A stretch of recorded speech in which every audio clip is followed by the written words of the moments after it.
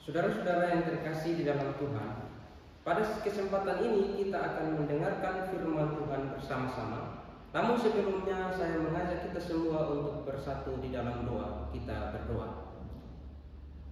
Berfirmanlah pada kami Tuhan, sebab kami anak-anak-Mu sudah siap untuk mendengarkannya. Amin. Firman Tuhan kita pada kesempatan ini terpilih dari 1 Korintus pasal yang ke-15 ayat 51 hingga ayat yang ke-58. Begini bunyi firman Tuhan. Sesungguhnya aku menyatakan kepadamu suatu rahasia. Kita tidak akan mati semuanya, tetapi kita semuanya akan diubah dalam sekejap mata pada waktu bunyi nafiri yang terakhir. Sebab nafiri akan berbunyi dan orang-orang mati akan dibangkitkan dalam keadaan yang tidak dapat binasa, dan kita semua akan diubah. Karena yang dapat binasa ini harus mengenakan yang tidak dapat binasa, dan yang dapat mati ini harus mengenakan yang tidak dapat mati. Dan sesudah yang dapat binasa ini mengenakan yang tidak dapat binasa, dan yang dapat mati ini mengenakan yang tidak dapat mati, maka akan genaplah firman Tuhan yang tertulis, maut telah ditelan dalam kemenangan. Hai maut, di manakah kemenanganmu? Hai maut, di manakah sengatmu? Sengat maut ialah dosa, dan kuasa dosa ialah hukum Taurat. Tetapi syukur kepada Allah yang telah memberikan kepada kita kemenangan oleh Kristus Tuhan kita. Karena itu, saudara-saudaraku yang terkasih, berdirilah teguh, jangan goyah, dan giatlah selalu dalam pekerjaan Tuhan. Sebab kamu tahu bahwa dalam persekutuan dengan Tuhan, jerih payahmu tidak sia-sia. Saudara-saudara yang terkasih dalam Tuhan, teks kita pada kesempatan ini mengajarkan tentang kemenangan dalam Kristus. Ayat-ayat ini merupakan bagian dari surat Paulus kepada jemaat di Korintus yang mengingatkan kita akan kebangkitan dan transformasi atau perubahan yang akan kita alami dalam Kristus. Oleh karena itu, kita akan mendengarkan firman Tuhan ini dengan tema kemenangan dalam Kristus. Kita melihat bagian yang pertama, kebangkitan dalam Kristus. Kebangkitan Yesus Kristus merupakan kepastian untuk kebangkitan kita juga. Kristus telah membuka jalan bagi kita untuk dibangkitkan juga pada hari kedatangannya. Pengharapan yang terpancar dari janji kebangkitan dalam Kristus menguatkan iman kita bahwa Ia adalah Putra Allah. Allah telah menerima pengorbanannya, dan kita yakin bahwa kita juga akan dibangkitkan. Kebangkitan dalam Kristus merujuk pada keyakinan bahwa Yesus Kristus bangkit dari kematian setelah disalibkan dan dimakamkan. Bagi umat Kristen, kebangkitan dalam Kristus adalah suatu kejadian penting yang menegaskan kekuasaan dan kemenangan Yesus atas dosa dan kematian, serta menawarkan harapan bagi kehidupan kekal.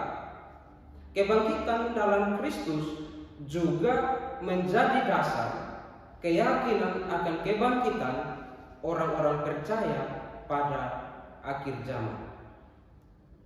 Teman-teman yang terkasih di dalam Tuhan, kebangkitan dalam Kristus juga melambangkan kekuatan Allah untuk mengalahkan kematian dan memperlihatkan kasih-Nya yang tak terbatas kepada umat manusia.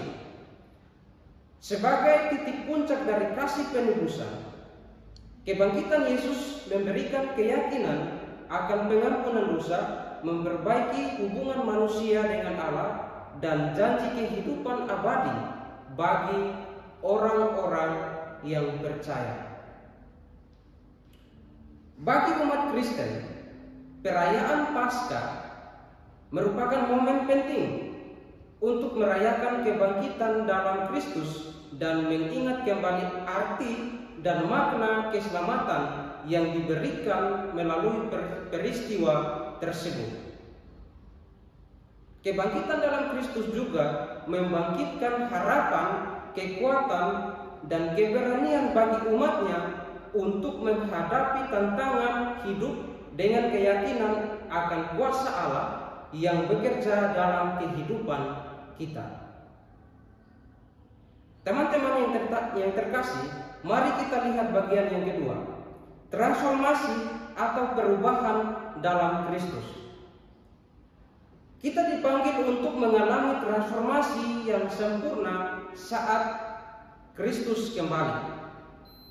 Oleh karena itu, marilah kita hidup dalam ketaatan dan kesucian, menantikan hari di mana kita akan disempurnakan dalamnya.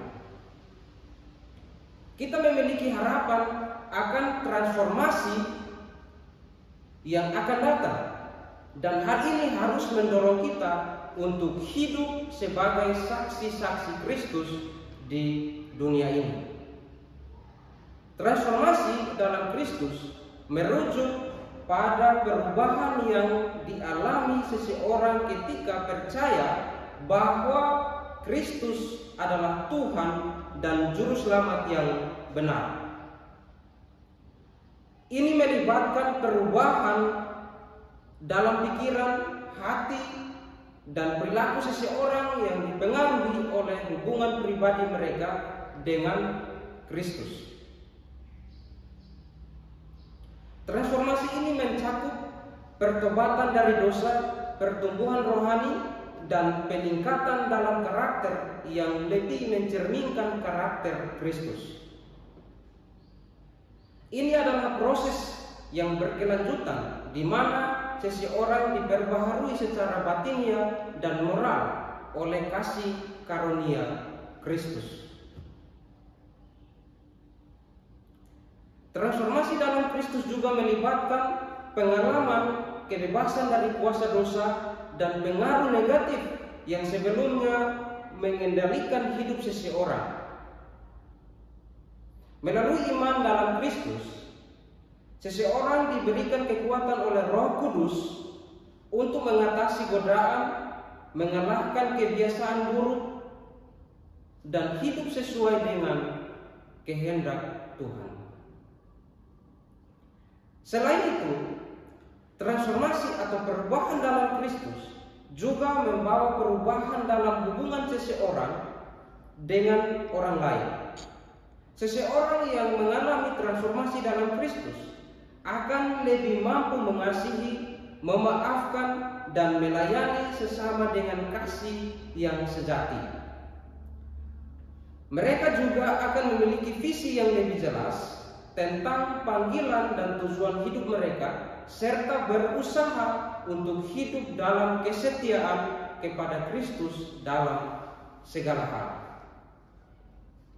Oleh karena itu, secara keseluruhan, transformasi dalam Kristus adalah proses yang indah, di mana seseorang diperbaharui menjadi pribadi yang lebih baik, lebih kudus, dan lebih mirip Kristus. Ini adalah bukti dari kekuatan penyelamatan Kristus yang bekerja dalam kehidupan seseorang dan merupakan kesaksian hidup yang kuat bagi kemuliaan Allah. Mari kita lihat bagian yang ketiga atau poin yang ketiga, kemenangan dalam Kristus. Kemenangan dalam Kristus adalah jaminan bagi kita sebagai orang percaya. Mari kita hidup dengan keyakinan bahwa kemenangan dalam Kristus sudah pasti dan tidak ada yang dapat memisahkan kita dari kasih-Nya. Kita dipanggil untuk terus berjuang dan memegang teguh iman kita dalam Kristus, karena Dia telah memenangkan segala sesuatu bagi kita. Kemenangan dalam Kristus mengacu pada keyakinan bahwa melalui iman dan hubungan pribadi dengan Yesus Kristus, seseorang memperoleh kemenangan atas dosa, kegelapan, dan kuasa kejahatan. Ini berarti seseorang memiliki akses kekuatan kasih dan kebijaksanaan Kristus untuk mengatasi segala tantangan dan rintangan dalam hidupnya. Kemenangan dalam Kristus juga mengacu pada janji keselamatan dan kehidupan kekal bagi mereka yang percaya dan mengikutinya. Kemenangan dalam Kristus juga berarti bahwa seseorang tidak lagi hidup dalam perbudakan dosa dan keputusasaan, tetapi memiliki kebebasan dan harapan yang diberikan oleh Kristus. Melalui kemenangan dalam Kristus, seseorang dapat mengatasi godaan, cobaan, dan pergumulan hidup dengan keyakinan bahwa Kristus memberikan kekuatan dan pertolongan baginya. Selain itu, kemenangan dalam Kristus juga mencakup aspek spiritual, emosional, dan fisik. Seseorang yang hidup dalam kemenangan dalam Kristus akan mengalami transformasi secara menyeluruh dalam hidupnya, sehingga dapat hidup sesuai dengan kehendak Tuhan dan menjadi saksi yang efektif bagi kasih dan kebenaran Kristus. Dengan demikian, saudara yang terkasih di dalam Tuhan, kemenangan dalam Kristus bukanlah sekedar meraih kesuksesan materi atau kejayaan duniawi, tetapi lebih kepada kemenangan rohani yang diberikan atau diperoleh melalui hubungan pribadi yang erat dengan Yesus Kristus. Oleh karena itu, yang menjadi kesimpulan dari renungan kita pada kesempatan ini adalah, marilah kita terus mempersiapkan diri untuk kedatangan Kristus yang pasti. Hiduplah dalam kemenangan Kristus setiap hari dan jangan pernah lelah untuk berpegang pada janji-janjinya. Marilah kita berdoa bersama untuk memohon kekuatan dan berkat agar kita semua dapat hidup dalam iman dan harapan yang penuh dalam Kristus Yesus Tuhan kita. Amin.